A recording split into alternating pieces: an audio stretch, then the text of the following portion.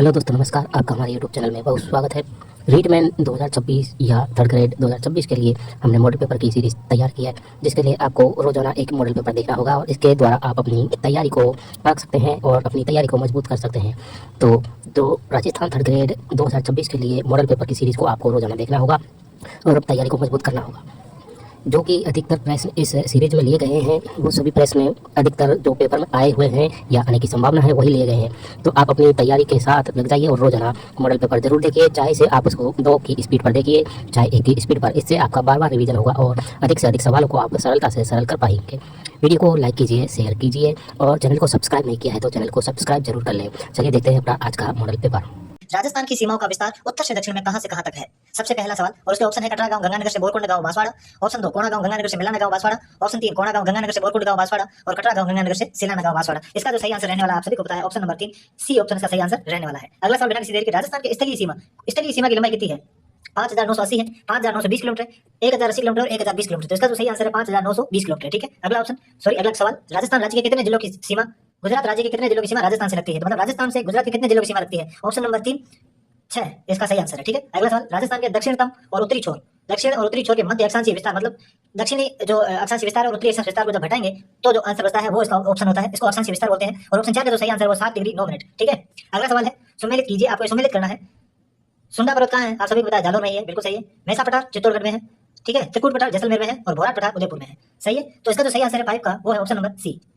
अगला सवाल, question number 6, अंतरराष्ट्रीय सीमा के सर्वाधिक निकट शहर है। अंतरराष्ट्रीय सीमा के सर्वाधिक निकट शहर कौन सा है? ऑप्शन नंबर 6 का ऑप्शन नंबर ए है सही क्वेश्चन का, गंगानगर सबसे निकट है। अगला है, राजस्थान से न्यूनतम अंतरराज्यीय सीमा वाला जिला कौन सा है, जिसमें न्यूनतम अंतरराज्यीय सीमा बनाता है, ऐसा कौन सा राज्य है? 7वें का उत्तर है ऑप्शन नंबर बी, पंजाब। अगला सवाल है क्वेश्चन नंबर 8, राजस्थान के भौतिक स्वरूपों के संबंध में कौन सा असत्य है? उत्तर पूर्वी भाग सिंधु नदी द्वारा निर्मित मैदान का ही भाग है। पश्चिम बालू का मैदान 33 सागर का अवशेष है, ये बिल्कुल आपको पता है, सही है। दक्षिण पूर्वी पठार गोंडवाना लैंड का भूभाग है और अरावली पर्वत श्रेणी प्राचीनतम वलित पर्वतों में से एक है, ये भी सही है। सी वाला भी सही है, लेकिन इसका जो है 8वें का ऑप्शन नंबर ए गलत है, इसका उत्तर हो जाएगा ऑप्शन नंबर ए। 9वां सवाल है, राजस्थान में अरावली पर्वत श्रेणियों ने जलवायु की दृष्टि से राजस्थान को कितने भागों में विभक्त कर दिया है? तो ऑप्शन नंबर 9 है, ये आप सभी को पता है, राजस्थान को 2 भागों में बांटती है अरावली पर्वत श्रेणी। अगला सवाल है, कोपेन के जलवायु वर्गीकरण के आधार पर एडब्ल्यू का पूरा नाम भी हिंदी में देख लेना, उष्ण कटिबंधीय आर्द्र। ठीक है, जलवायु प्रदेशों में शामिल क्षेत्र कौन सा है? तो 10वें में है बांसवाड़ा और डूंगरपुर, बिल्कुल यही है। बाड़मेर ये वाला तो एडब्ल्यू में नहीं आता और जोधपुर भी नहीं आता और इधर अरावली भी नहीं आती, तो इसका ऑप्शन नंबर जो है एक इसका आंसर हो जाएगा। ठीक है, अगला सवाल 11वां नंबर सवाल, राजस्थान के आर्द्र जलवायु प्रदेश में वर्षा होती है। राजस्थान के आर्द्र जलवायु प्रदेश में कितनी वर्षा होती है? इसमें वर्षा होती है 60 से 80 सेंटीमीटर। ठीक है, 5 होते हैं, शुष्क, अर्धशुष्क, उपाद्र, आर्द्र और अति आर्द्र। ठीक है, तो ये आर्द्र का पूछ रहा है। अगला सवाल है, क्षेत्रफल की दृष्टि से राजस्थान का सबसे बड़ा जलवायु खंड कौन सा है? तो ये बहुत महत्वपूर्ण सवाल है। 12वें का जो सही आंसर है वो है शुष्क पश्चिमी मैदानी खंड। कौन सा है? शुष्क पश्चिमी मैदानी खंड। ठीक है, ये इसका अगला सवाल है, राजस्थान में मानसून का प्रवेश द्वार किस जिले को कहा जाता है? मानसून का प्रवेश द्वार किस जिले को कहा जाता है? डूंगरपुर, बांसवाड़ा, उदयपुर और चित्तौड़गढ़। 13 का जो सही आंसर है वो है ऑप्शन नंबर बी, बांसवाड़ा। ये मॉडल पेपर मैं इसलिए लेके आया क्योंकि ये मॉडल पेपर एकदम एग्जाम के लेवल का था, तो लेवल का पढ़ने का बहुत ज्यादा फर्क पड़ता है। अगला सवाल है, निम्नलिखित जिलों एवं जलवायु प्रदेशों को सम्मिलित कीजिए। जैसलमेर, जयपुर, सवाई माधोपुर और झालावाड़। आप सभी को पता है जैसलमेर तो शुष्क है, तो एक ऑप्शन क्या हो जाएगा? 4। ठीक है, तो ये वाला ऑप्शन कट गया और ये वाला भी कट गया। और झालावाड़ अति आर्द्र आप सभी को पता है, तो इसका 1 हो जाएगा। डी का ऑप्शन 1 है, तो ये भी कट गया, तो सीधा ऑप्शन आंसर आ जाएगा डी। 14 का ऑप्शन डी हो जाएगा सही। ठीक है, अगला सवाल, निम्नलिखित में से कौन सा सुमेलित नहीं है? जलवायु और जिलों से सुमेलित करना है, तो 15वां का जो ऑप्शन है BWHW गंगानगर सही है, CWG अलवर सही है और AW से कोटा सही है, BSHW से जयपुर नहीं है, जयपुर तो CWG में है। ठीक, अगला सवाल है क्वेश्चन नंबर 16, निम्नलिखित में से कौन से जिले 50 सेंटीमीटर वर्षा रेखा के पश्चिम में स्थित है? कहाँ पे है? पश्चिम में। ठीक है, तो ये आपको बताना है 50 सेंटीमीटर रेखा से पश्चिम में कौन से है, तो वो है एक तो दौसा और एक हनुमानगढ़। चूरू नहीं है, भीलवाड़ा नहीं है, ऐसा इनका कहना है। 16वें का इन्होंने सही आंसर जो माना है वो है 16वें का इन्होंने जो सही आंसर माना है वो है ये बी और सी, चूरू और हनुमानगढ़। दौसा और भीलवाड़ा तो होने ही नहीं है, तभी तो मैं इतनी देर सोच रहा था। अगला सवाल है क्वेश्चन नंबर 17, निम्नलिखित को सम्मिलित कीजिए। लूणी, माही, साबरमती और काली सिंध, इनमें से इनकी सहायक नदियों को सम्मिलित करना है। तो 17 का इन्होंने जो सही आंसर माना है वो ऑप्शन नंबर बी। ए का 3 माना है इन्होंने, बी का 4 माना है और सी का 1 माना है, डी का 2 माना है, ये इन्होंने आंसर माने हैं। अगला सवाल है क्वेश्चन नंबर 18, चूलिया जलप्रपात किस नदी पर एवं किस जिले में बना है? तो आप सभी को पता है 18वें का जो सही आंसर है वो ऑप्शन नंबर सी, चंबल नदी चित्तौड़गढ़ में बना है चूलिया जलप्रपात। अगला सवाल, राजस्थान की सबसे बड़ी कृत्रिम झील कौन सी है? आप सभी को पता है 19 का सबसे सही आंसर है डी, जयसमंद झील। क्षेत्रफल की दृष्टि से राजस्थान की सबसे बड़ी खारे पानी की झील कौन सी है? क्षेत्रफल की दृष्टि से राजस्थान की सबसे बड़ी खारे पानी की झील जो है वो है सांबर झील। अगला सवाल है क्वेश्चन नंबर 21, पश्चिम राजस्थान का सबसे बड़ा बांध कौन सा है? तो 21 का सही आंसर है बी, सबसे बड़ा बांध कौन सा है पश्चिमी राजस्थान का? जवाई बांध। अगला है, राजस्थान में जल संरक्षण हेतु भूमिगत जल आधारित संरचना कौन सी है? ऐसी जल संरचना जो भूमिगत है, तो 22वें का सही आंसर है ए व बी दोनों। बावड़ी भी जल अंदर होता है और कुआं भी भूमिगत होता है, तो ये दोनों सही आंसर है। अगला है, जल संरक्षण का प्रभावी उपाय है। जल संरक्षण का प्रभावी उपाय क्या है? 23 का सही आंसर है ऑप्शन नंबर डी, परंपरागत जल स्रोतों या कुओं, बावड़ी, जोड़, पोखरों द्वारा संरक्षण या पुनरुद्धार सही है। वर्षा जल का नालियों के माध्यम से घरों के टांगों में संग्रहण सही है। छोटे छोटे एनीकट और तालाबों का निर्माण और प्राणों का संरक्षण सही है। चारों सही है, इसलिए इसका डी आंसर है। अगला है क्वेश्चन नंबर 24, कौन सा एक राजस्थान में जल संग्रहण की परंपरागत विधि है? बावड़ी, कुआं, टांका, नेहटा। परंपरागत कौन सी है? तो इसका चॉइस का सही आंसर जो रहने वाला है वो है ऑप्शन नंबर सी, टांका। अगला है राज्य में किस जिले में न्यूनतम वन क्षेत्र पाए जाते हैं? जिसमें न्यूनतम वन क्षेत्र पाए जाते हैं वो है चूरू। अगला है राजस्थान में वैधानिक स्तर पर कितने वन मंडल है? 26 का है आंसर जो सही रहने वाला है वो है बी, 13। कितने वन मंडल है? 13 वैधानिक स्तर पर। अगला है क्वेश्चन नंबर 27, राजस्थान में किस प्रकार के प्रशासनिक वन क्षेत्र सर्वाधिक पाए जाते हैं? तो राजस्थान में सर्वाधिक पाए जाने वाले वन क्षेत्र कौन से हैं? सुरक्षित वन पाया जाता है राजस्थान में सर्वाधिक। ठीक है, अगला सवाल है राजस्थान में निम्नलिखित में से कौन से दो जिले सर्वाधिक वन क्षेत्र रखते हैं? सर्वाधिक वन क्षेत्र कौन से रखते हैं? उदयपुर और बारां, ऑप्शन नंबर 1। अगला सवाल है राजस्थान में सबसे कम क्षेत्रफल में फैले वन कौन से हैं? सर्वाधिक तो सुरक्षित है और सर्वाधिक मतलब सबसे कम कौन से क्षेत्रफल में है? 29 नंबर का जो सही आंसर रहने वाला है ऑप्शन नंबर सी, अवर्गीकृत वन। अगला सवाल है क्वेश्चन नंबर 30, राजस्थान राज्य के वृक्ष, राज्य पक्षी तथा राज्य जंतु क्रमशः है। तो राजस्थान राज्य के वृक्ष कौन सा है? खेजड़ी है। राज्य पक्षी कौन सा है? गोडावण है। और राज्य पशु जंतु कौन सा है? तो चिंकारा है। तो 30 का इन्होंने जो सही आंसर माना है वो ऑप्शन नंबर बी। ठीक है, अगला सवाल है अवली मेणी का महल और रावठा महल राज्य के किस वन्य जीव अभयारण्य की शोभा है? 31 का जो सही आंसर रहने वाला है वो है ऑप्शन नंबर 2, अवली मेणी। और ये जो महल है रावठा महल, ये मुकदरा हिल्स जीव अभयारण्य की शोभा बढ़ाते हैं, मतलब उसके अंदर है। अगला है क्वेश्चन नंबर 32, राजस्थान में शुष्क सागवान कहाँ पाए जाते हैं? राजस्थान में जो है शुष्क सागवान डूंगरपुर एवं बांसवाड़ा में पाए जाते हैं। ठीक है, सागवान की बात है तो सीधे ये आना है। अगला सवाल है 33, राजस्थान का सबसे बड़ा व प्रथम राष्ट्रीय उद्यान कौन सा है? तो 33 का जो सही आंसर है वो है ए, रणथंभौर राष्ट्रीय उद्यान, सबसे बड़ा भी और सबसे प्रथम भी है। 34 नंबर सवाल, राजस्थान में जंतुआलयों की संख्या कितनी है? राजस्थान में मतलब कुल कितने जंतुआलय है? 34 नंबर का जो सही आंसर रहने वाला है वो है ऑप्शन नंबर बी, 5। राजस्थान में कितने जंतुआलय है? 5 जंतुआलय है। अगला है 35, राजस्थान का प्रथम बायोलॉजिकल पार्क स्थापित किया गया था? कहां पे स्थापित किया गया था? सबसे पहला बायोलॉजिकल उदयपुर में स्थापित किया था। अगला सवाल है अरावली के सर्वोच्च शिखर गुरु शिखर की ऊंचाई कितनी है? 36 नंबर सवाल का सही आंसर है 1722 मीटर, ऑप्शन नंबर 3। अगला है पश्चिमी मरुस्थल राजस्थान के लगभग कितने क्षेत्र को घेरे हुए है? और वह है 60% से अधिक, 45% से अधिक, 55% से अधिक और 56% से अधिक। तो इसका सही आंसर रहने वाला है 60% से अधिक। ठीक है, अगला सवाल है बरखान क्या है? बरखान क्या है भाई? आप सभी को पता है बरखान जो है रेतीले मरुस्थल है। 38 का डी है, रेगिस्तान में एक स्थान से दूसरे स्थान पर सब गतिशील अर्धचंद्राकार बड़े बड़े बालू के टीले, ये है बरखान। अगला 39 नंबर, थार मरुस्थल के संबंध में कौन सा तथ्य सही नहीं है? ठीक है, थार मरुस्थल के संबंध में यह विश्व का सर्वाधिक आबादी वाला मरुस्थल है, सही है। यहाँ का ढाल उत्तर पश्चिम से दक्षिण पूर्व की ओर है। यहाँ की जलवायु शुष्क एवं अत्यधिक विषम है। बबूल, फोग व केर के यहाँ केर के प्रमुख वृक्ष है। ठीक है, तो 39 का जो सही आंसर है वो है ऑप्शन नंबर बी व सी। ठीक, यहाँ का ढाल उत्तर पश्चिम से दक्षिण पूर्व की ओर है और यहाँ की जलवायु शुष्क एवं अत्यधिक विषम है। ये दो ऑप्शन गलत है, इन्होंने माना। अगला सवाल है भूजल स्तर में वृद्धि करने हेतु क्या किया जाना चाहिए? तो 40 का जो सही आंसर इन्होंने माना है वो है उपयुक्त सभी, ये सब करना चाहिए। ताल व तलैया, एनीकटों का निर्माण, घर छतों के पानी को टांकों व कुओं में पहुंचाना, जल के भूमि के में रिसाव हेतु खेतों के चारों ढलिया गड्ढे खोदना, ये सारी चीजें जल संरक्षण के अंतर्गत आती है। राजस्थान मरु उड़ान महिला सशक्तिकरण की शुरुआत कब हुई थी? तो 41 का इन्होंने जो सही आंसर माना है वो है 9 जनवरी 2025 को राजस्थान मरु उड़ान महिला सशक्तिकरण कार्यक्रम की शुरुआत हुई थी। अगला है विश्वकर्मा युवा उद्यमी प्रोत्साहन योजना में कितने करोड़ रुपए का प्रावधान किया जाएगा? तो 42 का सही आंसर है वो है option number D, 150 crore. Vishwakarma युवा उद्यमी प्रोत्साहन योजना में 150 करोड़ रुपए का प्रावधान है। मुख्यमंत्री सुपोषण न्यूट्री किट योजना का शुभारंभ कहां से किया गया है? तो 43 जो क्वेश्चन है उसका सही आंसर है बाड़मेर से। मुख्यमंत्री सुपोषण न्यूट्री किट योजना बाड़मेर से शुरू की गई है। 44 नंबर क्वेश्चन है मुख्यमंत्री मंगला पशु बीमा योजना का मुख्य उद्देश्य है? बीमित पशुपालकों की संख्या दोगुनी की जाएगी, पशुओं को बीमा कवरेज प्रदान करना। इस योजना के तहत 21 लाख पशुओं का बीमा करना है और उपरोक्त सभी। इनमें से सही आंसर क्या है? तो 44 का जो सही आंसर रहने वाला है वो है ऑप्शन नंबर डी, चारों सही है। बीमित पशुपालकों की संख्या दोगुनी की जाएगी, सही है। पशुओं को बीमा कवरेज इसीलिए तो पशु बीमा योजना है और 21 लाख पशुओं का बीमा करना है। अभी शायद 42 लाख की है। अगला है एग्री स्टेक योजना एवं किसान रजिस्ट्री शिविर की शुरुआत कब हुई? एग्री स्टेक योजना, तो 45 का सही आंसर उन्होंने माना है वो है ऑप्शन नंबर बी, 15 दिसंबर 2024 को एग्री स्टेक योजना या किसान रजिस्ट्री शिविर की शुरुआत की गई। अगला सवाल है लाडू प्रोत्साहन योजना के तहत बालिका के जन्म पर कितने रुपए का बोनस प्रदान करने का प्रावधान है? तो जो लाडू प्रोत्साहन योजना है इसके तहत बालिकाओं के जन्म पर कितने रुपए का बोनस देगा? तो 46 का जो सही आंसर है वो है डी, 1.5 लाख रुपए। ठीक है, जन्म होने पर 1.5 लाख रुपए का बोनस प्रदान करता है। ए हेल्प राजस्थान से संबंधित सत्य कथन है। राजस्थान में इसकी शुरुआत 1 जुलाई 2024 को हुई। राजस्थान स्वास्थ्य एवं पशुधन उत्पादन के विस्तार से पशु चिकित्सा संबंधी समस्या को निजात दिलाने हेतु प्रारंभ की गई। यह योजना केंद्रीय मत्स्य पालन, पशुपालन एवं डेयरी मंत्रालय और ग्रामीण विकास मंत्रालय की संयुक्त पहल है और उपरोक्त सभी। तो इनमें से सही आंसर क्या है? तो 47 का जो है वो इन्होंने आंसर माना है ऑप्शन नंबर डी। ये चारों ऑप्शन सही माने हैं, मतलब ये राजस्थान में 1 जुलाई 2024 को शुरू हुई थी। ये स्वास्थ्य और पशुधन उत्पाद के लिए पशुओं से संबंधित चिकित्सा संबंधी समस्याओं से निजात दिलाने के लिए, और ये मत्स्य पालन और पशुपालन डेयरी और मंत्रालय इनके द्वारा चलाई जा रही है। ए हेल्प योजना। अगला है मुख्यमंत्री स्वनिधि योजना के तहत शहरों व कस्बों में वेंडर्स व अन्य को बिना गारंटी के कितने रुपए का लोन उपलब्ध करवाया जाएगा? मुख्यमंत्री स्वनिधि योजना। कौन सी योजना है? मुख्यमंत्री स्वनिधि योजना। तो वेंडर्स को कितना मतलब बिना गारंटी के कितने रुपए का लोन दिया जाएगा? तो 48 का इन्होंने सही आंसर जो माना है वो है ऑप्शन नंबर 1, 10,000 से 15,000 रुपए तक का ये लोन देंगे। अगला सवाल है 49, माँ वाउचर योजना की शुरुआत राजस्थान में पायलट प्रोजेक्ट के रूप में किन जिलों में हुई थी? कौन सी योजना? माँ वाउचर योजना। 49 का जो सही आंसर उन्होंने माना था वो है 12, भरतपुर और फलोदी। यहाँ पे माँ वाउचर योजना की पायलट प्रोजेक्ट के रूप में शुरुआत हुई थी, 12, फलोदी और भरतपुर। अगला है राजस्थान सरकार द्वारा संचालित बर्तन बैंक योजना का संचालन किसके द्वारा किया जा रहा है? तो 50 का इन्होंने जो सही आंसर माना है ऑप्शन नंबर सी, राजीविका के सहयोग से बर्तन बैंक योजना का संचालन किया जा रहा है। राजस्थान में पहली बार आईफा 2025 का आयोजन कहाँ किया गया? आईफा 2025 का आयोजन कहाँ किया गया? 51 का सही आंसर उन्होंने माना है ऑप्शन नंबर बी, जयपुर में आईफा 2025 का आयोजन किया गया था। अगला है सुपोषित महाअभियान के तीसरे चरण की शुरुआत कहाँ से हुई? जयपुर, जोधपुर, कोटा, अजमेर। तो सुपोषित महाअभियान की जो शुरुआत है वो हुई थी कोटा से।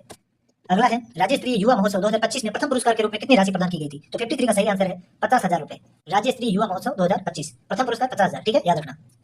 अगला सवाल है 54, राजस्थान की किस महिला को पैरा निशानेबाजी में अर्जुन अवार्ड मिला है? सबसे पहले इनमें से पैरा निशानेबाज कौन है और उसमें भी अर्जुन अवार्ड किसको मिला है? तो वो है 54 का option number 1 Mona Agarwal. Para निशानेबाजी अर्जुन अवार्ड, ये सोना अग्रवाल तो कोई है नहीं, रीना अग्रवाल नहीं, अनिता अग्रवाल, ठीक। अगला है राजस्थान स्टेट इलेक्शन आइकन कैसे घोषित किया गया था? राजस्थान स्टेट के लिए जो इलेक्शन आइकन है वो घोषित किया गया था 55 का ऑप्शन नंबर है नीरज चौधरी को।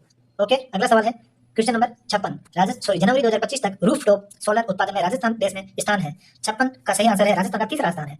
जनवरी 2025 तक रूफटॉप सोलर उत्पादन में राजस्थान का देश में तीसरा स्थान है।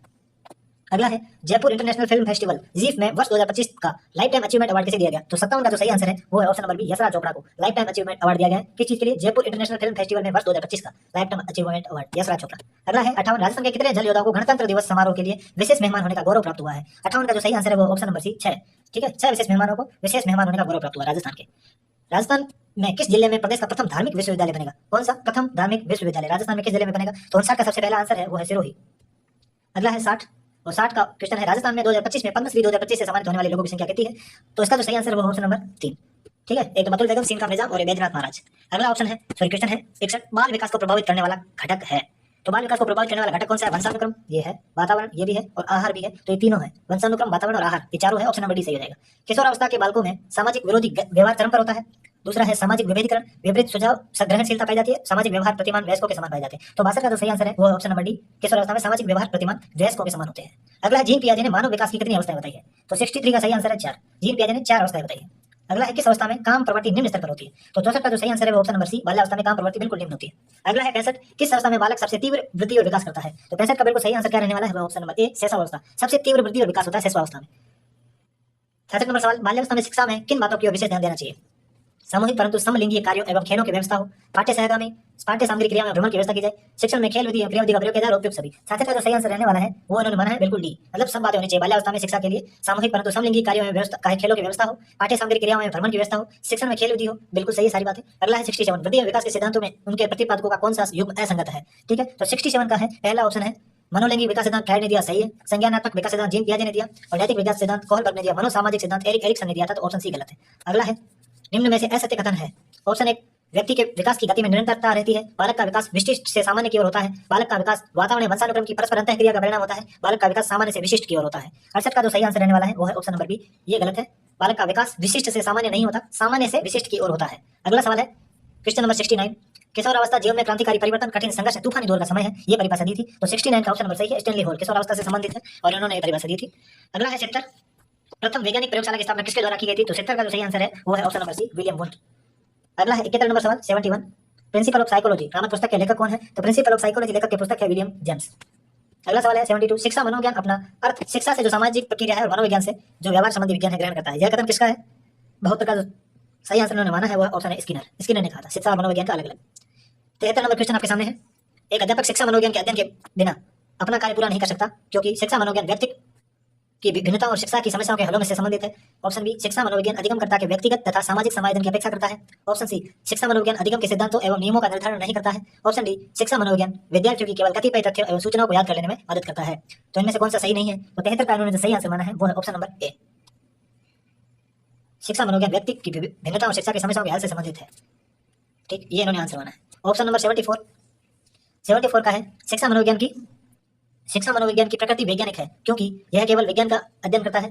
शिक्षा मनोविज्ञान में केवल सूचनाओं के आधार पर सिद्धांतों का निर्माण किया जाता है। शैक्षणिक वातावरण में अधिगमकर्ता के व्यवहार का वैज्ञानिक विधियों के माध्यम से अध्ययन किया जाता है। इसमें विद्यार्थियों के व्यवहार का अध्ययन किया जाता है। तो इसका ऑप्शन नंबर सी सही है। ठीक है, अगला 75, वर्तमान समय में शिक्षा मनोविज्ञान का अध्ययन विषय है चेतना का, मस्तिष्क का, मानव व्यवहार का और आत्मा का। 75 का जो सही आंसर रहने वाला है वो है ऑप्शन नंबर सी, मानव व्यवहार का।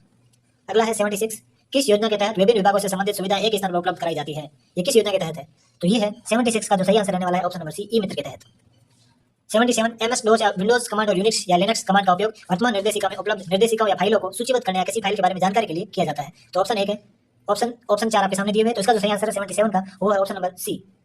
ठीक है, अगला सवाल है 78, खालिस्तान ग्राफिक आपकी सूचना एवं विचार का दृश्य प्रेजेंटेशन है, कौन सा है? 78 का सही आंसर है option number B, clip art. अगला सवाल है, निम्नलिखित में से किस भाषा के लिए कंपाइलर इस्तेमाल किया जाता है? तो 79 का जो सही आंसर रहने वाला है ऑप्शन नंबर सी, उच्च स्तरीय भाषा के लिए कंपाइलर इस्तेमाल किया जाता है। 80 का है LSIC तकनीक का उपयोग निम्नलिखित में से किस पीढ़ी के कंप्यूटर में किया गया था? LSIC। ठीक है, तो 80 का जो सही आंसर रहने वाला है वो है ऑप्शन नंबर डी, चौथी पीढ़ी के जो कंप्यूटर थे उसमें LSIC की जो तकनीक थी। अगला है राजस्थान का क्षेत्रफल भारत के कुल क्षेत्रफल का कितना प्रतिशत है? तो 81 का जो सही आंसर रहने वाला है वो है ऑप्शन नंबर बी, 10.41%। अगला सवाल है राजस्थान का सबसे छोटा राष्ट्रीय उद्यान कौन सा है? तो 82 का सही आंसर है केवलादेव राष्ट्रीय उद्यान, सबसे पहला रणथंभौर। अगला है देश का पहला high tech virtual world fish aquarium कहाँ बनाया गया है? High tech virtual world fish aquarium ये कहाँ पे बनाया गया है? तो 83 का जो सही आंसर है वो है ऑप्शन नंबर बी, उदयपुर। ठीक है, अगला है धोकड़ा वृक्ष का वनस्पतिक नाम क्या है? धोकड़ा वृक्ष का वनस्पतिक नाम क्या है? तो 84 का सही आंसर है एनोजिस पेंडुला। ठीक है, अगला सवाल है 85 वन की आशा या वरणासा किस नदी को कहते हैं? ये कहते हैं 85 नंबर का सही आंसर है बनास। अगला है 86 ऐसे शब्द जो निम्न जो होने पर भी सामान्य अर्थ को प्रकट करके किसी विशेष वस्तु के लिए निश्चित होते हैं कहलाते हैं? रूढ़ शब्द, यौगिक शब्द, योग रूढ़ शब्द, इनमें से कोई नहीं। इसका सही आंसर है योग रूढ़ शब्द, ऑप्शन नंबर सी। ठीक है, अगला सवाल है 87 निम्न में से विकारी पद है? क्रिया विशेषण, संबंध बोधक, सर्वनाम, विस्मयादि बोधक। 87 का जो सही आंसर रहने वाला है वो ऑप्शन नंबर सी, सर्वनाम, विकारी शब्द है। ठीक है, अगला है वे शब्द जिनसे किसी वस्तु, व्यक्ति, घटना या स्थान के होने का बोध होता है वे शब्द कहलाते हैं? 88 का जो सही आंसर यहाँ पे इन्होंने माना है वो ऑप्शन नंबर बी, व्यक्तिवाचक संज्ञा। अगला है 89 निम्न में से जातिवाचक संज्ञा है? इनमें से जातिवाचक संज्ञा कौन सी है? कवि, भक्ति, जयपुर, इनमें से कोई नहीं। तो 89 का जो सही आंसर है वो है ऑप्शन नंबर 1, कवि। अगला है सर्वनाम के मुख्यतः भेद कितने होते हैं? आप सभी को पता है सर्वनाम के भेद कितने होते हैं? वो होते हैं 6, ऑप्शन नंबर बी। वक्ता जिन शब्दों का प्रयोग श्रोता के लिए करता है वे सार्वनामिक शब्द कहलाते हैं? उत्तम पुरुष, अन्य पुरुष, मध्यम पुरुष, इनमें से कोई नहीं। तो 91 का जो है सही आंसर रहने वाला है ऑप्शन नंबर सी, मध्यम पुरुष। अगला है वह सामान आपका नहीं है वाक्य में प्रयुक्त सर्वनाम है? निश्चयवाचक सर्वनाम, संबंधवाचक सर्वनाम, अनिश्चयवाचक सर्वनाम, निजवाचक सर्वनाम। 92 का जो सही आंसर रहने वाला है वो है ए, निश्चयवाचक सर्वनाम। अगला सवाल है 93, ये सवाल है जो करेगा सो भरेगा। ऐसे सवाल जो आते हैं जो और सो वाले इसको कहते हैं संबंधवाचक। तो 93 का जो सही आंसर रहने वाला है वो है आप सभी के सामने ऑप्शन नंबर सी। अगला है 94 इस प्रकार के शब्द जिनका प्रयोग कर्ता स्वयं के लिए करता है या स्वयं के लिए होता है वह सर्वनाम कहलाता है? तो 94 का जो सही आंसर है वह ऑप्शन नंबर सी, निजवाचक। अगला है विशेषण के भेद है? विशेषण के कितने भेद है? 95 का सही आंसर है इन्होंने जो माना है 6। ठीक है, लेकिन जो है सही वो 4 है पर इन्होंने 6 माना है। अगला है 96 गुंजन बहुत दयालु है वाक्य में विशेषण कौन सा है? गुणवाचक विशेषण है, व्यक्तिवाचक विशेषण है, भिन्नतावाचक विशेषण है या परिणामवाचक विशेषण, परिमाणवाचक। तो 96 का जो सही आंसर इन्होंने माना है वो ऑप्शन नंबर ए, गुणवाचक विशेषण, ये इसका गुण बता रही है विशेषता। अगला है 97 जिन शब्दों के द्वारा किसी वस्तु का नाप या तोल संबंधी विशेषण का बोध होता है वह कहलाता है? 97 का सही है ऑप्शन नंबर बी, परिमाण। ठीक है, अगला है कक्षा का प्रत्येक विद्यार्थी अनुशासन प्रिय है यह कौन सा विशेषण है? तो 98 का सही आंसर है ऑप्शन ए, भिन्नतावाचक विशेषण, ऐसा इन्होंने माना है। अगला है 99 जिन सर्वनामों का प्रयोग विशेषण की भांति होता है वह कौन सा विशेषण का प्रयोग किया जाता है? ठीक है, तो 99 का जो सही आंसर है वो है सार्वनामिक विशेषण, बिल्कुल सही है। कर्म के आधार पर क्रिया के कितने भेद होते हैं? आप सभी अच्छे से जानते हैं, ऑप्शन नंबर 2, सकर्मक और अकर्मक, 2। हेमलता हंस रही है वाक्य में क्रिया कौन सही है? तो 101 का जो सही आंसर रहने वाला अकर्मक, क्योंकि हंसना एक अकर्मक क्रिया है, आपको पता है। रचना के आधार पर क्रिया के कितने भेद होते हैं? तो 102 का जो सही आंसर रहने वाला ऑप्शन नंबर डी, 8 भेद होते हैं। रचना के आधार पर क्रिया के कितने भेद होते हैं? 8। क्रिया का वह रूप जिसके द्वारा बीते समय में कार्य के संपन्न होने का बोध होता है? तो 103 का सही आंसर ऑप्शन नंबर ए, भूतकालिक क्रिया। 104 नंबर सवाल है शिक्षण की सबसे प्राचीनतम विधि कौन सी है? व्याख्यान, हर्मटिए, आगमन और निगमन। 104 का जो सही आंसर है वो है व्याख्यान विधि सबसे प्राचीनतम विधि है।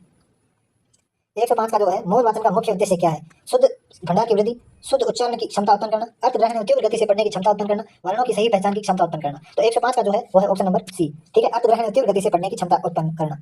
106 रसास्वादन विधि का प्रयोग सर्वाधिक उपयोगी है किस कक्षा के लिए है? तो 106 का सही आंसर है उच्च प्राथमिक स्तर के लिए है। अगला है छोटी कक्षाओं के लिए अत्यंत उपयोगी विधि है प्रत्यक्ष विधि, प्रदर्शन विधि, समवाय विधि, व्यतिरेक विधि। तो 107 का जो सही आंसर है वो है प्रदर्शन विधि। किस विधि में छात्र विशिष्ट से सामान्य की ओर अग्रसर होते हैं? ऐसी कौन सी विधि है? तो 108 का जो सही आंसर है वो है ऑप्शन नंबर 1, आगमन। विशिष्ट यानी उदाहरण, सामान्य यानी नियम, उदाहरण से नियम की ओर। अगला है कविता शिक्षण के सोपान है? विशिष्ट उद्देश्य, पूर्व ज्ञान, आदर्श पाठ, उपरोक्त सभी। तो 109 का इन्होंने जो आंसर सही माना है वो है ऑप्शन नंबर डी, विशिष्ट उद्देश्य भी है, आदर्श पाठ भी है, पूर्व ज्ञान भी है। गद्य या पद्य का शिक्षण करवाते समय संधि, उपसर्ग आदि से युक्त शब्दों के व्याकरणिक नियमों का ज्ञान करा दिया जाता है, वह विधि कौन सी है? समवाय विधि, भाषा संसर्ग विधि, प्रत्यक्ष विधि, व्याकरण अनुवाद विधि। 110 का जो सही आंसर इन्होंने माना है ऑप्शन 1, समवाय विधि। 111 का जो है after see the film see return home, इसका क्या होगा? ठीक है, तो 111 का होगा इन्होंने सही आंसर माना है option number A, had scene.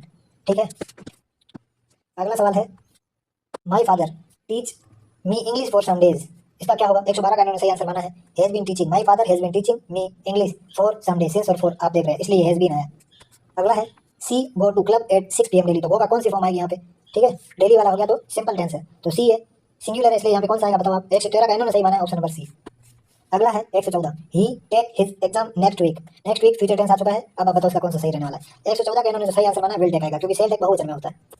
अगला है मिस रीता टीच खालिस्तान एज हिंदी यस्टरडे, यस्टरडे आ चुका है, अब आप बताओ 115 का सही आंसर क्या रहेगा? इन्होंने माना है taught, Miss Rita taught as Hindi yesterday. He खालिस्तान ऑलरेडी रिटर्न माय बुक, तो 116 का जो सही आंसर है option number D, has already returned.